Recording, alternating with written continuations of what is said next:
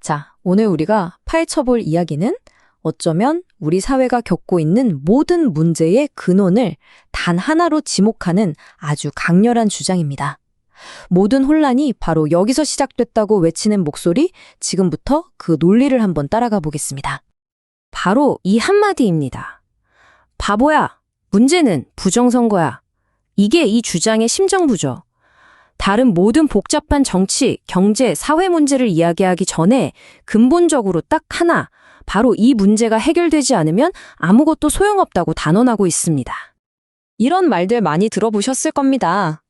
에이, 부정선거가 있어봤자 결과에 한 10% 정도 영향 주겠어. 하지만 오늘 우리가 살펴볼 주장은 바로 그 생각이, 그 안일한 통념이 진실을 완전히 가려버리는 거대한 착각이라고 정면으로 맞서고 있습니다. 자, 첫 번째 챕터입니다. 10%라는 거짓말. 이 10%라는 숫자가 도대체 어떻게 현실을 왜곡하고 우리 눈을 가리는 기만적인 장치가 되는지 지금부터 한번 제대로 파헤쳐 보겠습니다.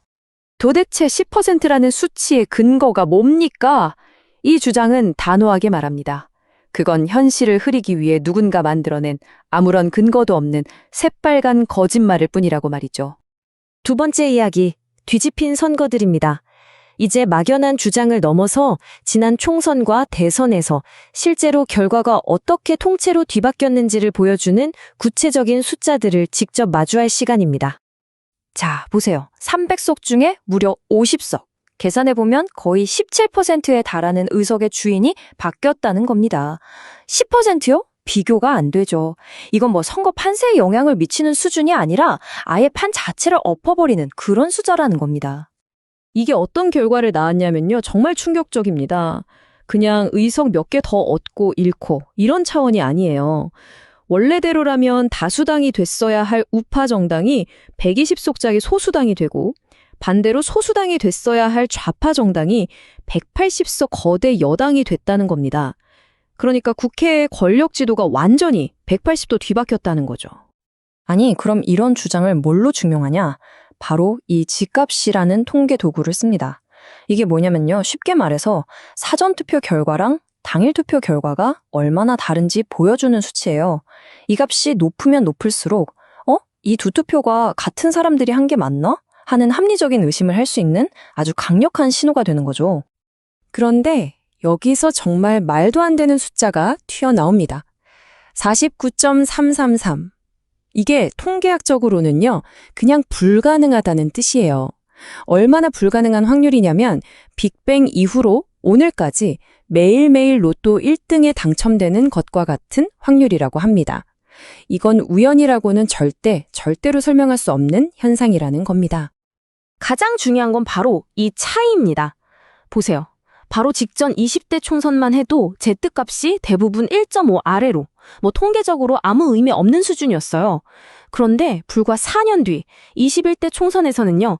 갑자기 전국적으로 마치 누가 약소리나 한 것처럼 30, 40이 넘는 값들이 막 터져 나온다는 겁니다. 이게 바로 우연이 아닌 어떤 의도적인 개입이 있었다는 가장 강력한 증거라고 주장하는 거죠. 그리고 이 왜곡의 흐름은 여기서 멈추지 않았습니다. 22대 총선에 와서는요, 그 방식이 더욱 노골적이고 대담해 서서 불법적으로 얻은 다수 의석을 아예 자기들 것으로 못 박아버렸다는 게 이 주장의 핵심입니다. 한 번 성공하니까 더 대담해진 거죠. 대통령 선거라고 예외는 아니었습니다. 보세요. 실제로는 9.9%포인트라는 거의 10%포인트에 가까운 압도적인 차이로 이겼어야 할 선거가 공식 발표는 고작 0.7%포인트, 그야말로 간벌의 차이로 이긴 게 되어버렸습니다. 승리의 규모가 90% 이상 도둑맞았다는 이야기입니다. 자, 그런데 이 이상한 패턴이 21대 총선 한 번으로 끝나지 않았다는 겁니다.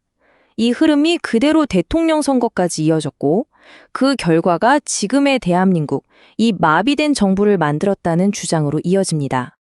윤석열 대통령 선거를 한번 보죠. 분석에 따르면요. 원래는 9.9% 거의 10%포인트 차이로 압승했어야 할 선거가 공식 결과는 고작 0.7%포인트, 그야말로 초박빙 신승으로 발표됐다는 겁니다. 이렇게 되니까 어떻게 되겠어요? 대통령의 국정 운영 동력이 시작부터 크게 깎여나갈 수밖에 없었다는 거죠. 이것보다 더 극적인 사례도 있습니다. 바로 이재명 후보와 김문수 후보의 대통령 선거인데요. 이 선거는 김문수 후보가 55% 이상 득표에서 압승했어야 할 선거였는데 뚜껑을 열어보니 이재명 후보가 이긴 걸로 나왔다는 겁니다. 이건 뭐 격차를 줄인 수준이 아니라 아예 승자와 패자를 통째로 바꿔치기 했다는 주장인 거죠. 네 번째입니다. 모든 폭정의 근원. 그렇다면 이렇게 선거 결과가 뒤집히는 게 현실에서는 대체 뭘 의미하는 걸까요? 한마디로 국가 기능의 완전한 마비를 의미합니다. 그 연결고리는 아주 명확합니다. 부정선거로 불법적인 다수 의석이 만들어지면 그들이 행정부의 손발을 꽁꽁 묶어서 정부 기령을 마비시켜버립니다. 그리고 그 끝에 남는 건 누구에게도 책임지지 않는 오만하고 무모한 통치뿐이라는 거죠. 그러니까 이게 그냥 숫자 싸움이 아니라는 게 중요합니다. 불법적으로 권력을 잡았다고 주장하는 그 세력이 실제로 이 나라를 어떻게 망가뜨리는지에 대한 이야기인 거죠.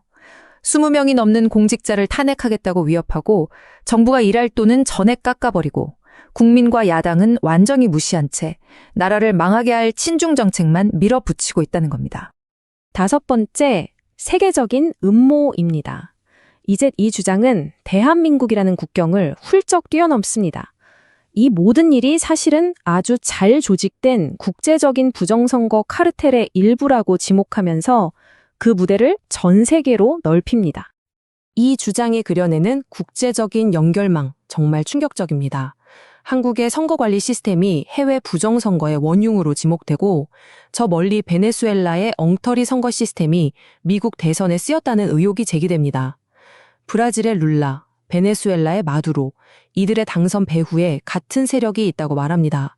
그리고 이 모든 점들을 연결해보니 결국 중국의 거대한 야망, 1대1로 사업과 맞닿아 있다는 거대한 그림을 그리고 있는 겁니다. 이 비유를 한번 들어보세요. 부정선거를 무시하는 건 암 환자에게 암세포는 그냥 놔두고 살 빠진다고 고기만 먹이는 것과 같다. 정말 기가 막힌 비유 아닙니까? 부정선거라는 진짜 암덩어리를 제거하지 않고 다른 어떤 정책을 편들, 그건 전부 다 의미 없는 짓이라는 겁니다. 주장은 아주 간단하고 명확합니다. 여러분, 심판이 상대팀 유니폼을 입고 뛰는 경기에서 우리가 이길 수 있습니까? 없죠. 개표하고 투표를 관리하는 과정 자체가 이미 상대편 손아귀에 있는데 우리가 아무리 열심히 유세하고 정책을 알려봤자 무슨 소용이 있겠냐는 겁니다. 게임의 규칙 자체가 이미 무너졌다는 거죠. 그렇다면 이 모든 것을 종합해볼 때 다른 모든 문제를 다 합친 것보다 더 중요하고 시급한 모든 문제의 시작점이자 끝이라고 말하는 그 단 하나의 문제는 과연 무엇일까요? 결국 이 모든 분석은 처음 시작했던 바로 그 한 문장으로 돌아옵니다. 경제도 외교도 다른 어떤 것도 아닌 바로 이것이 모든 문제의 진짜 핵심이라는 타협 없는 외침. 바보야, 문제는 부정선거야.